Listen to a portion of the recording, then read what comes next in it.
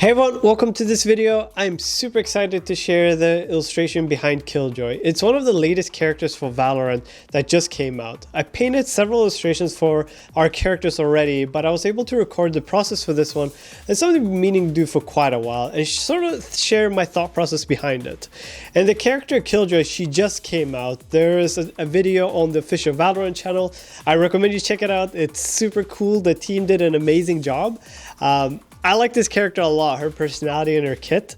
I'm not going to talk much about that, but just about the process of making the illustration for her. So what we do with all of our key art illustration, like with most images, you start with a thumbnail. We try to figure out how are we going to capture this character, because we don't have any background. We really have to emphasize the attitude of the character and the posture, how she's standing, you know, how we're going to light the character as well. And because of that, I want to start with black and white to just focus on trying to build up the shapes and how the light is reading, because the art style for Valorant, it's pretty graphical and we're just looking for a lot of big bold shapes and make it look appealing. So starting super simple, because essentially the image is pretty simple on its own without the background. We have to just make our existing shape that much more appealing because we have nothing else to sort of be able to split the attention with.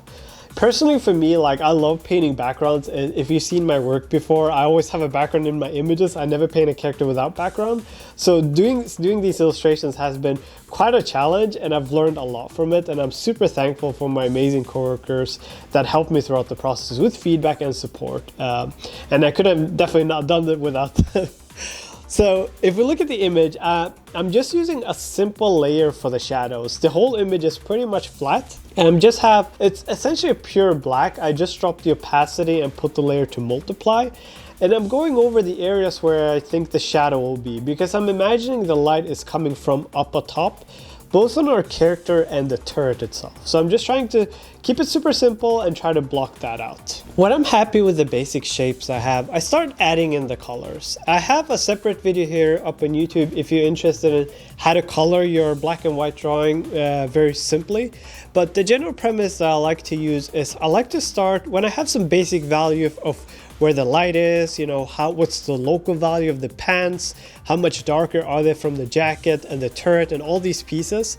I just create a layer on top of everything that sort of has a color setting, because the color setting, whenever you use it, it doesn't alter your values, because different settings in Photoshops like overlay or multiply, they tend to mess around with how intense your values are. So if you know how to use it, you can use it a bit more to your advantage.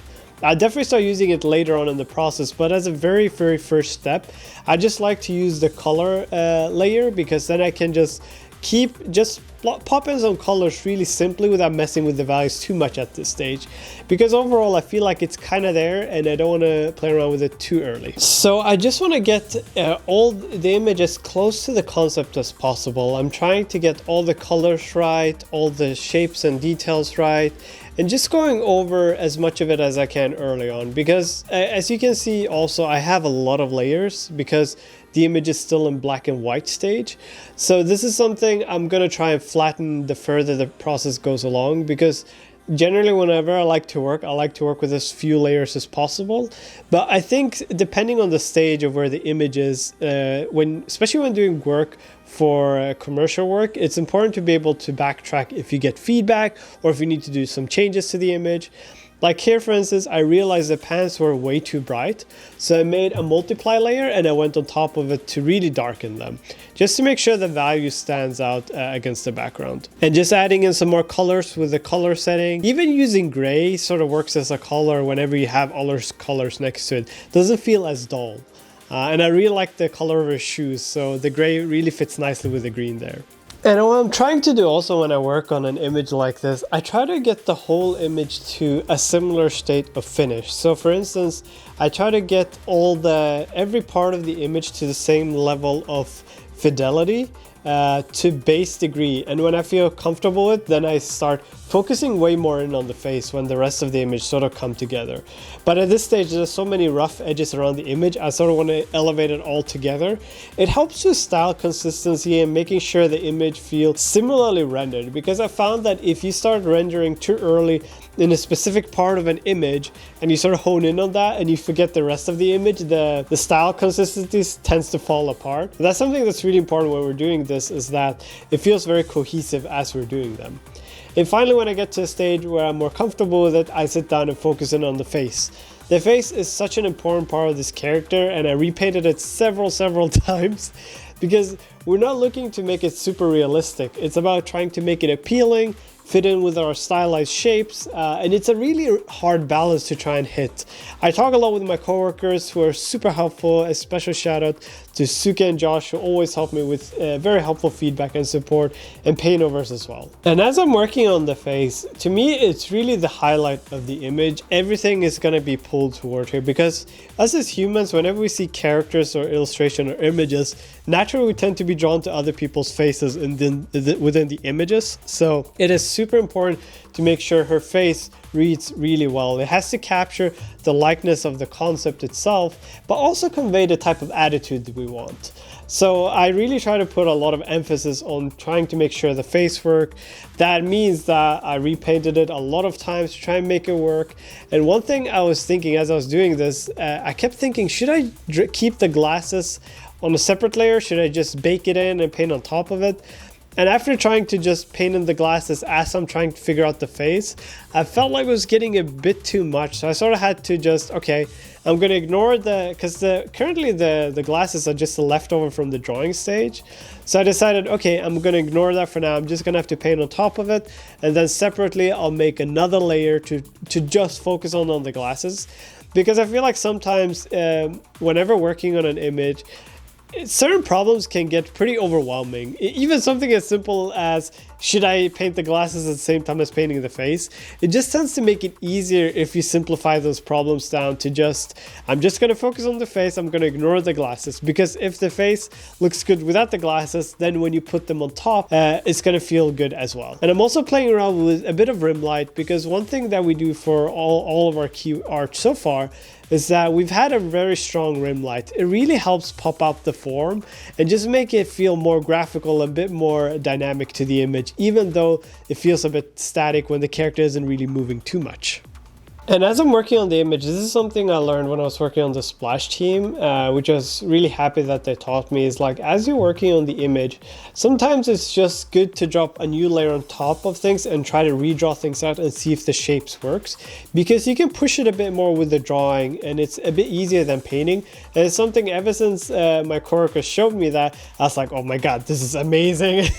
And I started doing a lot in my work, and as you can see here, I'm going over several parts of the image to try and make sure, is it reading well, which part can I push, and then I go in and paint on top of it. And I feel happy, starting to feel happy with how the character is looking, so I'm moving back and forth on the turret, trying to keep it really graphical. I love the face on the turret. It has so much attitude, it looks so funny. It's probably one of my favorite parts of the design. I generally love turrets type of gameplay. I always like to play that in a variety of games.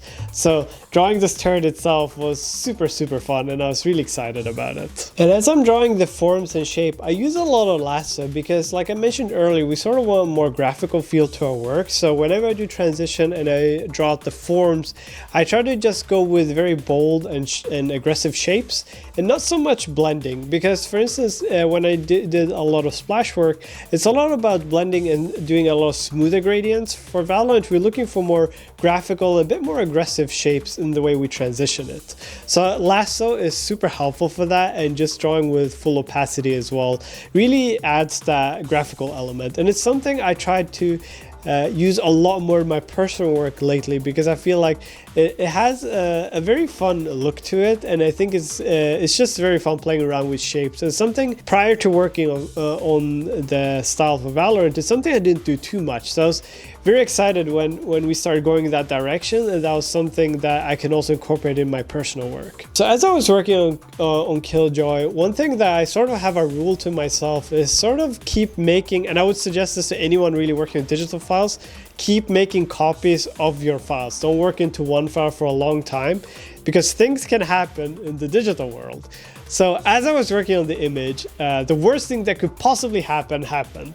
I was working on the image, and I was saving the file, and at the same time I was saving, I got a blue screen. And if you're not familiar with this concept, it messes up your PSD completely. This is what my PSD looked like.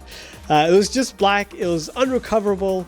and I was very hysterical to say the least, because I'd lost several days worth of work. I had a deadline coming up. Luckily, my wife reminded me that I had cut out a version of a saved version of her in a different file. It was pixelated, but at least instead of losing a week worth of work, I just lost a few days, which was still bad, but I was able to work with that, and I went back in and just sort of grinded it out, tried to recover all the things I lost. And lesson learned, always make several files for your PSD. I usually do it. I don't know why I did it in this case, but luckily in the end I was able to make it for the deadline. So I hope you enjoyed this video. I hope there was something interesting in this, and give her a try when she comes out. I'm really excited about her, and I hope you're going to enjoy playing her as well. Thank you so much for watching, and have a wonderful evening. Bye.